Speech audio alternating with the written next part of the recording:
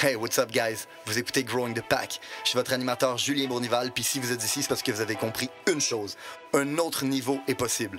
Un autre niveau de vie spirituelle, relationnelle, émotionnelle, financier. Un autre niveau est possible et c'est votre devoir d'essayer d'y accéder. Maintenant, vous pouvez continuer à blâmer votre boss, la lune, les étoiles si vous voulez, mais il n'y a rien qui va changer tant que vous déciderez pas de changer. Let's fucking get it! Hey, what's up, guys? Bienvenue au nouvel épisode de Growing the Pack. Pour les nouveaux auditeurs, vous écoutez actuellement un podcast de développement personnel. Podcast dans lequel j'essaie d'adresser un problème de société qui est le problème suivant. Aujourd'hui, malheureusement, il n'y a plus personne qui est prêt à prendre responsabilité pour son propre sort. On préfère blâmer la lune, les étoiles, ma barbe, l'univers, le fait que la lune est en taureau, puis toutes ces estimes niaiseries-là. Puis la vérité, c'est que quand on essaye de blâmer toutes les autres choses que le reflet de nous dans notre miroir, ben on s'enlève notre propre pouvoir. Parce que la journée que tu acceptes que tu es le problème et que tu es, dans le fond, la source de tous tes problèmes, ben, tu vas aussi accepter que tu es la source de toutes tes solutions. Si tu es le problème, tu es la solution. C'est quelque chose que j'ai appris à la dure, mais c'est quelque chose qui a complètement changé ma vie. Puis je me dis que si un kid comme moi, qui a fait 8 écoles secondaires différentes, puis qui était une fucking victime de la vie, est capable aujourd'hui d'avoir une vie qui fait sensiblement du sens, ben n'importe quelle crise de singe est capable d'y arriver. Ceci étant dit, dans ce podcast-là de développement personnel dans lequel je vais vous enseigner, selon moi, tout ce qui est nécessaire pour être capable d'atteindre vos objectifs dans la vie, j'approche ce podcast-là et ce problème-là de société à travers 3 formats différents. Le premier format, c'est le format dans lequel j'invite de mes amis qui sont des athlètes, des artistes, des entrepreneurs, des gens qui ont du succès dans la société, pour vous faire voir que si quelqu'un a du succès dans la vie, c'est pas parce que c'est un riche héritier, c'est pas parce qu'il a gagné à la loterie, puis c'est pas parce que c'est un crosseur. C'est parce qu'il a été prêt à souffrir, à investir sur lui, à travailler plus que les autres, et il a réussi contre toute attente. C'est pour ça que ce segment-là de podcast, on l'appelle « Against the Odds ». On a aussi le format de podcast dans lequel je fais venir des gens qui travaillent avec moi pour vous montrer un peu comment on surmonte les challenges de l'actualité et du moment et comment on approche ces choses-là à l'intérieur de notre business.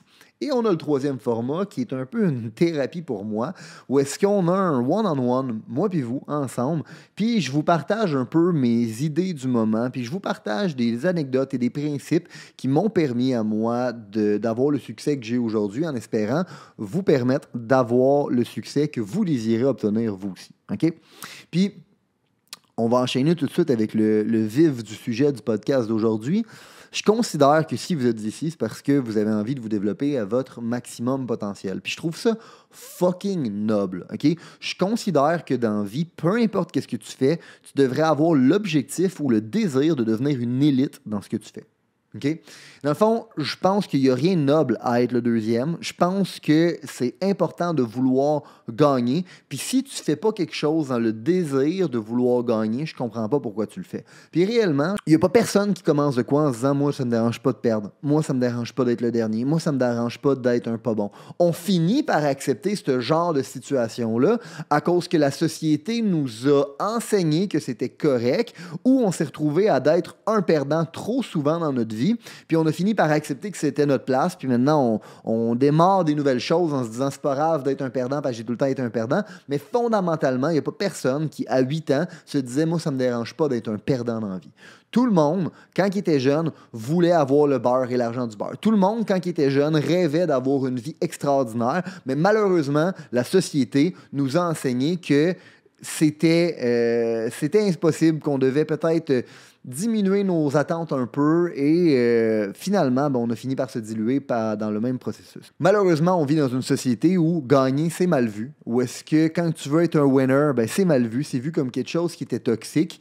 Puis, encore une fois, malheureusement, dans notre société, tu as à peu près 1% de la société qui est capable de gagner, puis tu as 99% du monde qui sont des losers. Fait que quand tu veux win, les losers, 99% de la population, va te trouver coquille parce qu'eux, ils ont abandonné sur leur rêve, eux, ils ont abandonné sur leur objectif. Eux, dans le fond, ne vont pas essayer de se battre pour se développer au maximum de leur potentiel. Fait que quand ils voient quelqu'un comme toi qui a envie de se développer au maximum de leur potentiel, qu'est-ce qu'ils se disent? Ils disent, cette personne-là, elle pense qu'elle est meilleure que moi.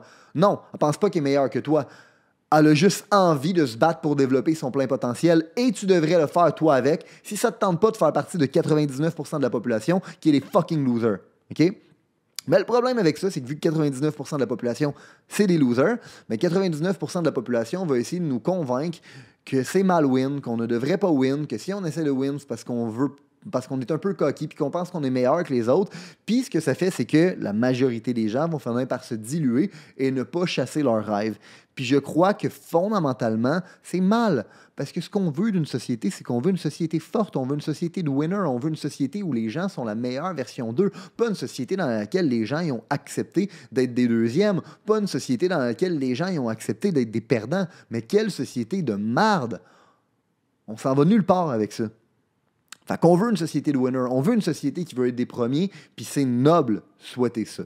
OK? Puis by the way, j'en parle souvent, mais j'ai déjà passé par là aussi, dans l'optique où pendant longtemps dans ma vie, j'ai été un loser. Pendant longtemps dans ma vie, je me suis dilué pour les autres. Pendant longtemps dans ma vie, j'ai été un perdant. À 25 ans, je travaillais dans un super club Vidéotron.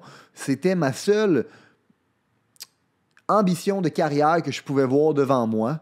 Mon band m'avait abandonné. J'avais un band de musique à l'époque. Ma conjointe à l'époque m'avait abandonné. Mes amis m'avaient abandonné. J'étais un fucking loser raté qui avait fait 8 écoles secondaires différentes puis qui travaillait dans un super club Vidéotron à 25 ans. Aujourd'hui, par contre, j'emploie à peu près une centaine de personnes, directement et indirectement, autant aux États-Unis qu'au Canada. Je gère une compagnie qui est dans les plusieurs 8 chiffres et qui continue à grandir. Puis j'ai été capable de faire tout ça dans un horizon de temps qui a été assez rapproché. Fait que l'objectif du podcast aujourd'hui, c'est de vous donner un peu les fondements que j'ai utilisés pour devenir excellent dans ce que je fais et espérer vous permettre de vous aussi devenir une élite dans ce que vous faites. OK? Fait que le point numéro 1 qui est à retenir si vous avez envie de devenir une élite dans quoi que ce soit que vous faites, c'est que vous devez arrêter d'étudier ce qui est insignifiant. C'est incroyable le nombre de gens dans la population que je regarde qui savent exactement combien de buts tel joueur a fait dans la NFL. Ils savent exactement c'est qui le nouveau chum de Kim Kardashian.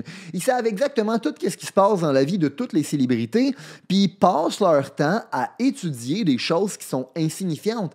Qu'ils veulent ou pas, ils passent une énorme partie de leur vie à étudier ça, à étudier des choses qui ne vont jamais les rapprocher de leur objectif. C'est étudier des choses qui sont insignifiantes. Puis, le fondement de tout ça, je crois, selon moi, c'est que on a tellement perdu espoir en notre propre capacité à atteindre quelque chose de significatif dans la vie que, au lieu d'investir du temps et de l'énergie à savoir comment nous, on pourrait devenir une vedette, nous, on pourrait devenir un joueur, nous, on pourrait, dans le fond, être une élite, à la place de ça, on passe notre temps à étudier les personnes qui le sont déjà. Puis par le fait même, on finit par étudier des choses qui sont fucking insignifiantes. Fait que dans la vie, si tu veux atteindre quoi que ce soit de significatif, la première chose que tu dois arrêter de faire, c'est arrêter d'étudier des choses qui ne te rapprochent pas de tes objectifs. Arrêter d'étudier des choses qui sont insignifiantes. Tu dois être capable de concentrer ton focus vers les choses qui vont te rapprocher de ton objectif et tout ce qui ne te rapproche pas de ton objectif, tu dois arrêter d'étudier ça. Ça a de l'air niaiseux, mais genre, si tu veux bâtir un multi-billion dollar business, peut-être que savoir comment changer ton pneu, tu devrais pas te casser la tête avec ça. Peut-être que savoir comment réparer une table qui a brisé chez vous, tu ne devrais pas te casser la tête avec ça. Tu ne devrais pas te casser le cul à apprendre des choses qui sont insignifiantes puis qui ne vont pas te permettre à avancer ta carrière et te permettre de devenir une élite dans quoi que ce soit. Si tu as envie d'être le meilleur mécanicien, apprends comment changer un tire, on s'en crisse. Mais si ça ne fait pas partie de tes objectifs, tu devrais passer 0 calice de secondes à apprendre comment changer un crise de tire. Tout comme si ton but, c'est pas d'être un menuisier ou d'être quelqu'un qui fabrique des tables, tu devrais passer 0 minutes à savoir comment réparer une tabarnak de table. Donc ça, c'est le point numéro 1. Arrête d'étudier des choses qui sont insignifiantes. Le point numéro 2, c'est que tu devrais toujours être en train d'évaluer c'est quoi ta compétition. Avec qui tu compétitionnes. Puis quand je dis avec qui tu compétitionnes, c'est pas nécessairement juste une compétition directe. Ce que je veux dire, c'est que, mettons, là, toi, tu viens de commencer ta carrière, OK? Tu es un jeune entrepreneur, tu viens de partir de ta business, tu n'as pas encore fait des grandes années financières, de grands revenus, puis tu as comme un milestone en tête de te dire, man, moi, j'aimerais ça faire 100 000 par année. Ou on va dire, j'ai dit 100 000 parce que c'est un chiffre facile, mais disons, mettons, 250 000. Moi, j'aimerais ça être capable de faire 250 000 par année. Ta job, si tu veux étudier des choses qui sont significatives, tu dois aussi étudier ta compétition puis savoir, OK, mais c'est avec qui que je compétitionne pour ce genre de range-là de salaire? Qui fait genre 250 000 par année? OK, bien peut-être que des ingénieurs puis des médecins, dans le fond, c'est un médecin, un chirurgien, ça fait 250 000 et 500 000 par année, garanti pour le restant de ses jours. Good. Cette personne-là, pour avoir cette garantie-là et ce salaire-là, c'est quoi qu'il a dû faire? C'est quoi les sacrifices qu'il a dû entreprendre? C'est quoi les choses qu'il a dû souffrir pour être capable de se rendre là? Il a étudié comme un animal. Il s'est probablement loadé d'Adderall durant toutes ses études. Je ne suis pas en train de dire qu'il faut que tu te loades d'Adderall, mais je suis en train de dire que ce gars-là a été prêt à sacrifier une partie de sa santé, probablement, pour être capable d'avoir le papier qui lui donne cette liberté-là aujourd'hui. Ce gars-là, il a été aux études pendant X nombre d'années. Cette personne-là s'est endettée. Cette personne-là a sacrifié 1 million de soirées où est-ce qu'il aurait pu faire le party. Puis toi, en ce moment, tu me dis que tu veux faire 250 000 par année. Tu viens de commencer ta business. Tu n'as même pas fait 30 000 encore, tabarnak. Puis tu es en train de parler d'aller au resto la fin de semaine. Get the fuck out. T'es pas sérieux. T'as pas pris 2 secondes à étudier ta compétition. Ce genre de salaire-là, les personnes qui ont ça en ce moment, le genre de monde qui ont la richesse que tu veux, qu'est-ce qu'ils ont dû sacrifier pour y arriver? Je veux bâtir une business qui va valoir des milliards de dollars. No shit que je travaille night and day 7 jours sur 7. Parce que je le sais que quand j'étudie les gens qui l'ont fait, c'est ce qu'ils ont dû faire. Puis si tu fais pas ça, t'as la tête dans le cul. Puis la troisième chose que tu dois apprendre à faire, si tu veux devenir une élite, dans quoi que ce soit que tu veux entreprendre, c'est que tu dois apprendre à maîtriser la répétition. J'en ai parlé dans le podcast précédent. Est-ce que tu préfères te battre avec quelqu'un qui a pratiqué un kick 10 000 fois ou quelqu'un qui a pratiqué 10 000 fois, un kick 10 000 kicks différents une fois? Mais tu préfères te battre avec quelqu'un qui a pratiqué un seul kick 10 000 fois. Mais la vérité, là, c'est que la personne qui a pratiqué un seul kick 10 000 fois, est-ce que tu penses que c'était passionnant? Est-ce que tu penses que c'était le fun? Probablement que le gars qui a étudié 10 000 kicks rien qu'une fois, il s'est fait beaucoup plus de fun, il y avait beaucoup plus de variété, il y avait beaucoup plus de challenge, il avait l'impression qu'il apprenait des choses différentes. L'autre, c'était un kick et 10 000 fois. C'est plate en tabarnak. Mais la vérité, c'est que c'est ce qui fait qu'aujourd'hui, cette personne-là, c'est un expert, c'est un élite, puis s'il te donne un kick, tu veux te tasser. L'autre qui en a pratiqué 10 000 rien qu'une fois, malheureusement, il n'y en a aucun kick qui va te faire qui devrait te faire peur. Parce qu'il n'est pas bon dans aucun des 10 000. Fait que pourquoi je vous parle de ça? C'est que le succès a un énorme aspect de trucs qui sont redondants. Tu dois répéter les mêmes actions over and over and over again. Puis ça, c'est probablement le facteur qui empêche le plus de gens de réussir, c'est le fait qu'ils manquent de nouveautés, qu'ils chassent la nouveauté puis qu'ils trouvent que les choses ne sont plus passionnantes. Fait que la vérité, là, c'est que si tu veux atteindre quoi que ce soit dans la vie, ça te prend de la constance. Si tu vas au gym, puis tu y vas une fois, puis t'espères avoir une belle shape, t'as la tête dans le cul. Va falloir que tu y ailles over and over and over again. Puis non seulement il va falloir que tu sois constant dans le fait d'aller au gym, il va falloir que tu sois constant dans ton alimentation, il va falloir que tu sois constant avec tes cycles de sommeil, il va falloir que tu sois constant avec 1 million de petits détails qui vont amener au résultat d'avoir une belle shape. Puis être constant dans ces affaires-là, c'est plate. C'est redondant, c'est de la répétition. Tout comme devenir bon à cogner des portes comme moi quand j'ai commencé ma carrière. C'est redondant, cogner une porte, dire le même script, se faire dire non, passer à la prochaine porte, redire le même crise de script, se faire dire non, over and over again, jusqu'à temps que tu aies un crise de oui. Fucking redondant. Fucking plate. C'est de la répétition. Mais c'est ce qui est nécessaire. La constance est nécessaire pour bâtir du greatness. Parce que Rome ne s'est pas bâti en une journée. Puis ta carrière non plus, puis ta shape non plus. Fait que si tu es conscient que pour bâtir une belle shape, Va falloir que tu deviennes bon à maîtriser des choses qui sont répétitives et plates et constant dans cette répétition-là, puis être constant dans l'exécution de ces tâches-là. Fait que pas juste les faire pour les botcher, bien les faire over and over, même quand tu n'es plus passionné de le faire. Si tu comprends que ça va te prendre ça pour avoir une belle shape, ben, il faut que tu comprennes que ça va te prendre la même affaire pour avoir une belle carrière. Ça va te prendre la même affaire pour avoir une belle business. Ça va te prendre la même affaire pour avoir une belle relation. Ça va te prendre la même affaire dans toutes les crises de sphère de ta vie. Il n'y a rien qui se bâtit sans constance. Il n'y a rien qui se bâtit sans répétition. Tu dois devenir un maître dans la répétition. Fait que, ces 3 règles-là, en passant, ne vont pas te permettre de devenir riche en 90 jours. Il n'y a rien qui te permet de devenir riche en 90 jours. Par contre, ça va régler ton fucking mindset de victime qui pense que il ne peut pas, lui, atteindre des choses significatives, puis qui accepte la 2e place, puis qui accepte d'être un perdant.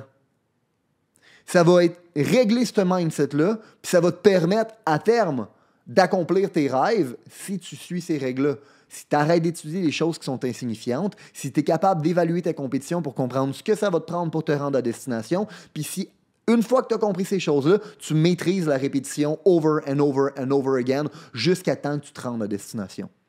Si jamais vous trouvez que les informations en passant que je vous ai dit dans le podcast actuel font du sens, puis vous trouvez que le combat ou la mission du podcast fait du sens, je vous demande une chose, guys, prenez ce podcast-là puis partagez-le à quelqu'un. Prenez le temps de nous écrire un review. Vous n'avez pas idée à quel point ça nous aide plus que vous pouvez l'imaginer. Puis si jamais, justement, vous êtes dans un monde où vous êtes entouré de fucking losers, parce que 99% de la population, c'est des losers, puis vous êtes le 1% de votre entourage qui a envie d'être un winner, ben j'ai créé un groupe d'entrepreneurs qui s'appelle The Pack. Il y a un lien dans ma bio sur Instagram sur lequel vous pouvez aller cliquer puis vous pouvez faire votre demande d'adhésion. Vous allez pouvoir join un groupe de gens qui veulent plus puis qui s'entraident pour aller chercher plus d'envie. Fait que, si vous avez envie de faire partie de ce groupe-là, je vous encourage à le faire parce qu'on va vous aider à vous développer au maximum de votre potentiel.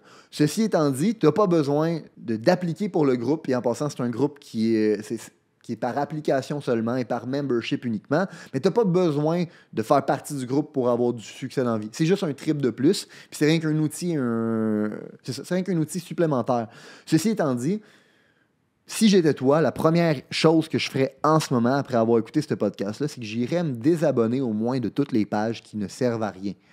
Toutes les pages qui te forcent à étudier des choses qui sont insignifiantes, j'irais me désabonner de tout ça, puis j'essaierais de concentrer mon focus à être seulement entouré de fucking alpha, de gens qui sont unfuckwittable, de gens qui veulent plus d'envie. The Pack, c'est un environnement pour ça, mais t'es pas obligé de le join pour ça. Il y en a d'autres environnements pour ça aussi. Je vais juste te dire que si t'es pas prête, join le groupe, au moins désabonne-toi de toutes les calices de pages qui ne te servent à rien, qui ne te rapprochent pas de tes objectifs. Puis si tu fais les choses que je t'ai dit dans le podcast actuel, tu vas avoir une chance de devenir excellent dans la vie, tu vas avoir une chance de devenir une élite, puis tu vas avoir une chance d'atteindre tous tes objectifs. Sinon, tu vas juste faire partie de l'autre statistique, qui est le 99% des losers qui ont accepté qu'ils allaient être des losers, qui ont accepté qu'ils allaient être des deuxièmes, puis qui ont accepté qu'ils n'allaient jamais rien atteindre de significatif dans la vie.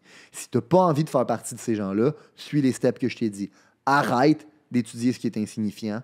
Évalue ta compétition pour comprendre ce que tu vas devoir sacrifier à ton tour, puis commence à maîtriser la répétition pour bâtir de la constance. C'est ces 3 choses-là qui vont te permettre de te développer au maximum de ton potentiel, fixe ton mindset, puis te rendre à destination de tes objectifs. Sur ce, let's fucking get it. Si vous avez considéré que l'information, les principes, les valeurs qui ont été partagées aujourd'hui ont une certaine utilité dans la vie, vous allez non seulement vouloir appliquer les concepts, mais vous allez surtout vouloir les partager. Et partager à un ami, partager à une connaissance, partager à quelqu'un qui en a besoin. Growing the Pack, c'est avant tout un mouvement qui grandit à travers les gens qui fait grandir. C'est un mouvement qui permet de créer les leaders de demain. C'est seulement grâce aux gens comme vous qui comprennent que le développement du leadership est notre plus gros enjeu qu'on va réellement faire avancer les choses. Je vous remercie pour votre temps. Let's grow the fucking pack!